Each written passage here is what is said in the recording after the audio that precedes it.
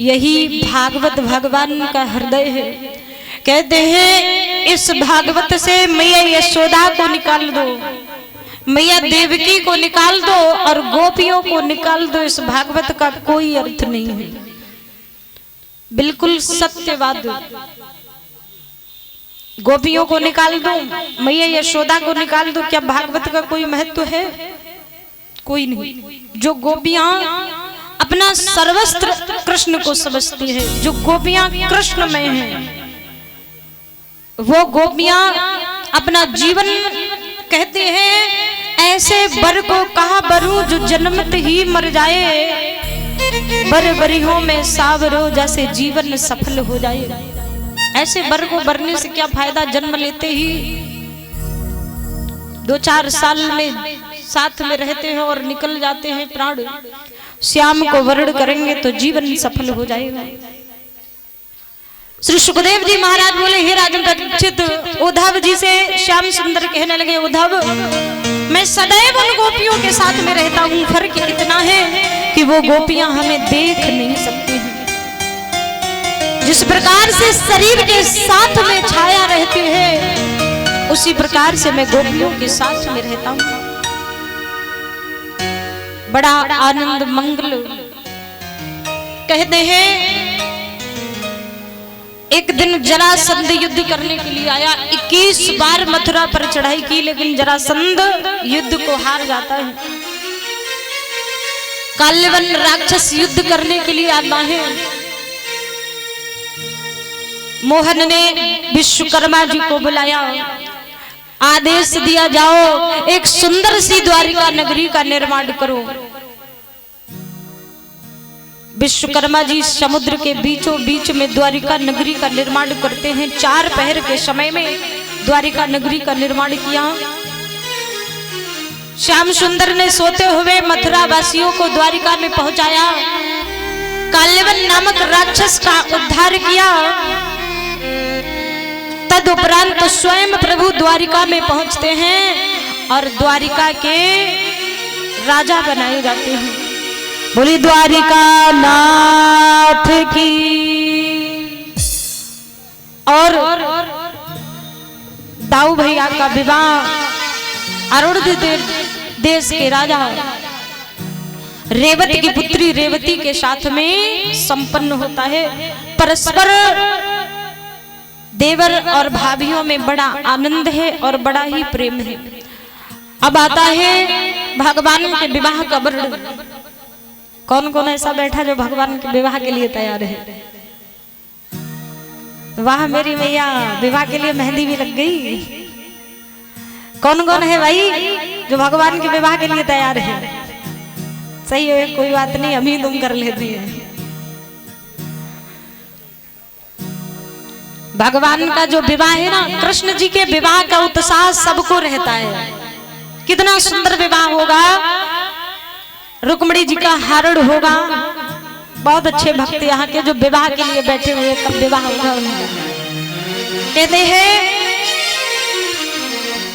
था नामी एक विदर्भ देश, भीष्मक नृप का शासन था। कुंदनपुर शुभ राजधानी थी, वह प्रभु का आत्म उपासक था। एक विदर्भ देश है जिनकी राजधानी कुंदनपुर है। महाराज भीष्मक का शासन चलता है। महाराज भीष्मक के यहाँ एक सुंदर सी कन्या उत्पन्न होती है कि वह आदि ज्योति, वह आदि तत्व, वह आदि रूप अवतारी थी। त्रेता में जो सीता जी थी, द्वापर में रुक्मिणी रानी थी। जो त्रेता में सीता जी बनकर आती है, वही द्वापर में रुक्मिणी बनकर आती है। रुक्मिणी के स्वरूप से, रुक्मिणी के सौंदर्य से इतना प्रकाश होता था कि रुक्मिणी सखियों के साथ में जब निकलती थी तो लुका छिपी का खेल व्यर्थ हो जाया करता था। एक दिन नारद जी आते हैं। हाँ, नारद जी महाराज भीष्मक जी ने स्वागत किया, सम्मान से बिठाया। नारद जी ने कहा मेरी राजकुमारी को भी आशीर्वाद दे दो। महाराज भीष्मक ने नारद जी से कहा राजकुमारी का आशीर्वाद दे दो। महाराज भीष्मक आशीर्वाद दिलाते हैं। अब नारद जी द्वारिकानाथ की महिमाओं का वर्णन करने लगते हैं।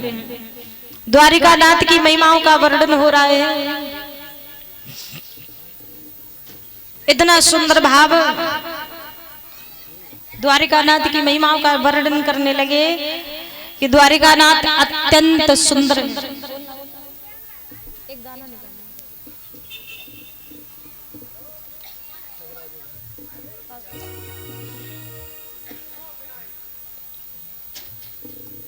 द्वारिकानाथ की महिमाओं का, द्वारिकानाथ की लीलाओं का वर्णन करने लगे।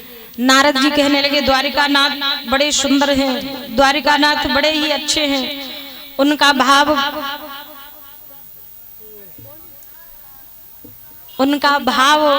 अधिक सुंदर है। उनके जैसा भाव नहीं होगा किसी का। मनमोहक है, मोहिनी सूरत है। जिस दिन नारद जी द्वारिकानाथ की महिमा का वर्णन सुनाते हैं कि बड़े बड़े असुरों का वध किया, बड़े बड़े राक्षसों को मारा, गोपियों के साथ में रहे, मैया यशोदा को सुख पहुंचाया, जरासंध को 21 बार हराया। उसी दिन से रुक्मिणी के हृदय में स्थान बन जाता है। किसके लिए? श्याम सुंदर मुरली मनोहर के लिए। अब तो नारद जी के जानने के बाद में रुक्मिणी जी अपने पिताश्री से कहती है, पिताश्री कि श्याम नाम की मेहंदी रचा के घूंघट में शर्माऊंगी और बन के दुल्हनिया श्याम पिया के ब्रज नगरी अब जाऊंगी। श्याम नाम की मेहंदी रचाऊंगी, श्याम नाम की चूनर ओढ़ूंगी, घूंघट में शर्माऊंगी, दुल्हन बनकर ब्रज नगरी को मैं जाऊंगी। पिताश्री सुनो, मुझे चूड़ियां पहना दो, मुझे मेहंदी लगा दो, मुझे दुल्हन बना दो, मैं